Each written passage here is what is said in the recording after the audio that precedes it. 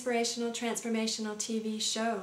Amy Whitney here today with my very special guest, Amy Park. Amy is an incredible practitioner. She is able to communicate directly from her heart space, and listening to her or having a chance to interview her was such a moving experience for me. Be prepared to be inspired. The one question Amy asks over and over again is, with the gifts you're given in this life, what are you going to do with them? So without further ado and with great pleasure, please enjoy my interview with Amy Park. There is a knowing within us. Yeah. People talk so much about negative energy and you need to be afraid of the dark things out there. I do not feel, much like Tony talked about last night, I don't feel anything dark. Yes. I feel that heartbeat of energy, that there's not darkness. It's a sense of, it's not even emptiness. It's not bad. There's nothing bad here. I don't believe that there's anything bad. Yeah. And everything that we do here, we're completely safe. Yeah. And without those highs and lows, and honestly, I don't know. I'm not convinced of anything, and I'll learn something new tomorrow. I know I'll learn something new tomorrow because I keep learning so many new things. I don't believe we deplete. We have 100% of what we need. We're moving back to God, or moving back to Source, or moving back to Spirit, whatever it is. And I look around and I think, you know, of course, okay, there's war, there's famine, there's people hurting. Mm-hmm. However, my belief system, since I've been reading Journey of Souls and Michael Newton and Brian Weiss, is our souls decided to come here for those reasons. That's it. Either they're there to play a part in someone else's reality, and they've decided to take on that type of pain, or it's not for us to say, it's for us to evaluate for our own reality. Yeah. And many people have thought that I've become a little bit more cold, so to speak. Really? Because I don't look at other people's tragedies and feel so sad anymore. I don't look at them and feel like, oh, you know, poor you. I think, thank you for taking on that pain so that I can learn something. I took on my own pain as a soul coming here in a very, very difficult family. And my parents are wonderful now. They grew up, but they were only teenagers when they got together. And my mother had only one solid support system. And unfortunately, that support system included a child abuser that was in the house. Right. I look back at what I went through then and how I'm able to apply it now. And most of all, I think about what his soul took on for me to be able to learn that lesson.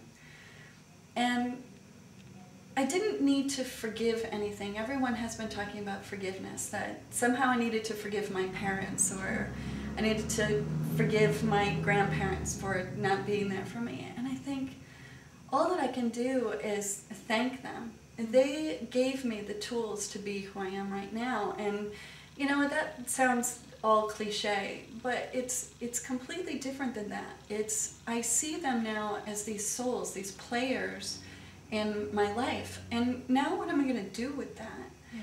I think about him, I think about my abuser, and I think about what he had to take on, the amount of pain that he had to take on for that role. And how much he must have really loved me before we came here to say, I'll do this for you. That's beautiful. That's the most amazing way I've ever heard anybody look at that situation.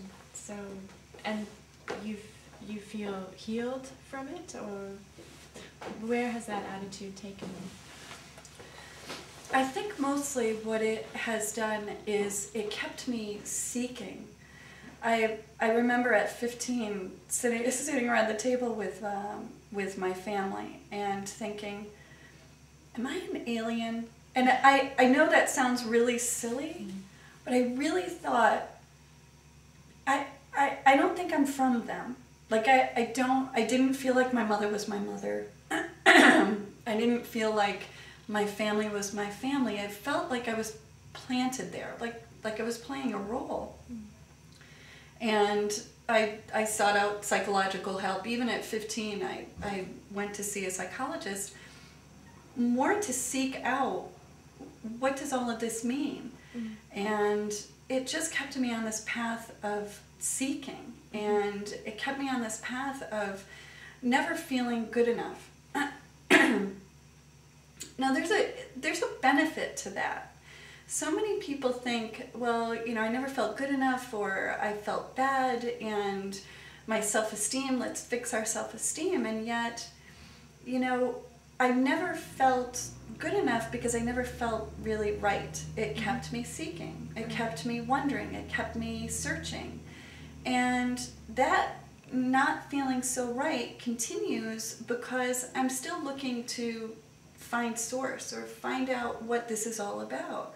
And without that gift, without that sense of, I mean, if I had felt just right and, you know, everything was fine and, you know, I'm from the right family and I have the right name, I feel that I may have become just very complacent and just, you know, jetted off to Saint-Tropez whenever I wanted to, and, you know, and continue to be with those millionaires that I thought that I wanted to be with, because I sought that out too. Currency energy is very powerful and it can make us very lazy. Yes. And what I found was that everything I went through, I learned something and I was able to apply it. I learned something, I was able to apply it.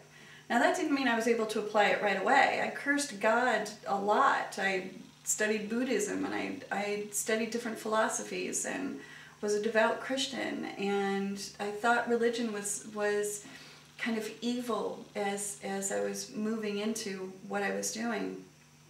And what I find is that every single day I learn something new, and the second I seem convinced of something, I get to learn something new. That's it, isn't it? Yeah.